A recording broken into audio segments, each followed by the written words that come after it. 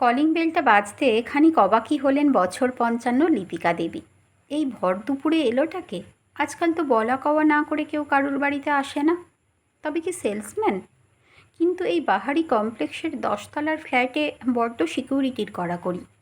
সেসব টপকে দরজায় সেলসম্যান সম্ভব? ওসব তো পুরনো পাড়ায় হতো। এখন তো ঘরবন্দি জীবন, সঙ্গী বলতে টিভি আর মোবাইল। রজতাভ অরুণাভ বাপ বেটা দুজনেই ভারী ব্যস্ত। কাজ পাগল মানুষরা যেমনটা হয়। মাথায় ভাবনাগুলো উঁকি দিচ্ছিল সবে, কিন্তু কলিং বেলটা আবার বাজছে। আওয়াজ শুনে মনে হচ্ছে বাইরে দাঁড়ানো আগন্তুক যেন একটু বেশি অধৈর্য। বাধ্য হয়েই দরজার দিকে এগিয়ে গেলেন লিপিকা দেবী। আই হলে চোখ রেখে দেখলেন কাঁধে বড় ঝোলা নিয়ে ডেলিভারি ম্যান দরজায় উপস্থিত, হাতে একটা বড়সড় ফ্লাওয়ার বোকে। দরজা খুলতেই ডেলিভারি ম্যান কোয়ারির ভঙ্গিতে জিজ্ঞেস করল, আপনিই মিসেস লিপিকা সেনরয়? তিনি ঘাড় হেলাতেই বিরাট বোকেটা মিসেস সেনরয়ের হাতে ধরিয়ে দিয়ে ডেলিভারি ম্যান কেজো ভঙ্গিতে হাসল। ম্যাম, এটা আপনার জন্য। Orchid flowers and gifts. Wish you a very happy friendship day. দরজা বন্ধ করে লিপিকা ভাবতে লাগলেন, কে পাঠালো এত সুন্দর মোড়কে উপহার? এমন কোনো বন্ধু বা বান্ধবীর নাম তো মনে পড়ছে না যে তাকে ফ্রেন্ডশিপ ডে স্পেশাল সারপ্রাইজ দেবে। বহুকালের প্রিয় ড্যান্সিং লেডি অর্কিডের সঙ্গে বাছাই করা ফুলের বোকে, পছন্দের বিদেশি চকলেট দেখে এমনিতেই মনটা ভালো হয়ে গিয়েছিল।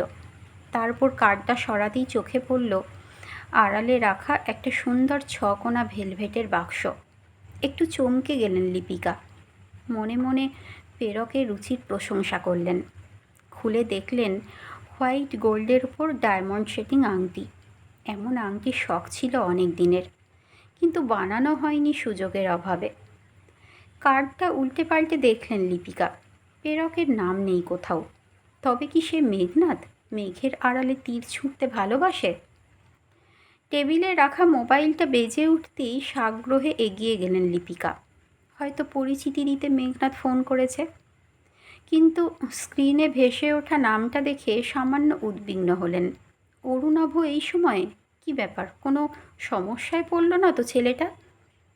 রিসিভ করতেই উল্টো দিক থেকে হাসি মাখা স্বরে বলে উঠল ছেলে, happy friendship day mamma, my sweet mamma. You are my best friend forever and ever. Anyway, gift পছন্দ হয়েছে তো? তুই পাঠিয়েছিস এগুলো? এত দামি গিফট কেন কিনতে গেলি? টাকা ভীষণ সস্তা হয়েছে না রে?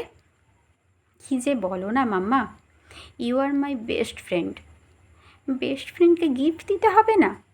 যে অবস্থা থেকে তুমি আমাকে ঘুরে দাঁড়াতে সাহায্য করেছ, সেটা আমি কোনো দিনই ভুলতে পারবো না mamma. You are my darling. মায়ের কাজই সন্তানকে সঠিক পথ দেখানো। আমি সেদিন ঠিক সেটাই করেছিলাম। মনে মনে লিপিকা ফিরে যান সেই দিনটায়, যখন তার একমাত্র সন্তান ভালোবাসায় ব্যর্থ হয়ে বেঁচে থাকাকে নিতান্তই অর্থহীন ভেবে মৃত্যুর সন্ধানে ফিরছে। ভাগ্যিস জমানো ঘুমের ওষুধগুলো ঠিক সময়ে চোখে পড়ে গিয়েছিল। ড্রয়ারে রেখে দিয়েছিল ছেলে। ছোট থেকে জিতে আসা ছেলেটা ভালোবাসায় ব্যর্থতাকে মেনে নিতে পারেনি।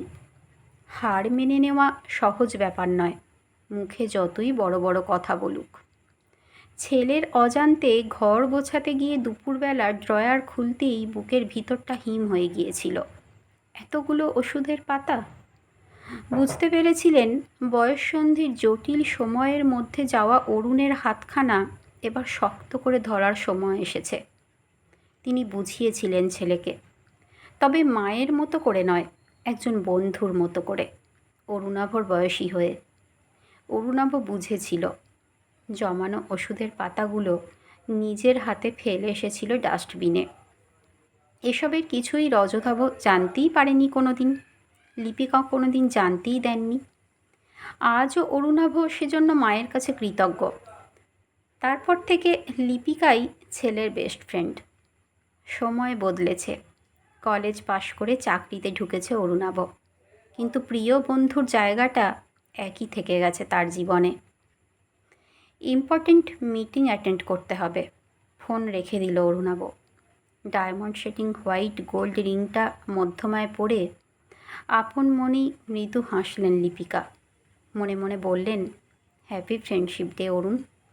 সময় যতই বদলাক, যতই দুনিয়া সাবালক হোক, সন্তানের কাছে মা বাবার চেয়ে ভালো বন্ধু আর কেই বা হতে পারে।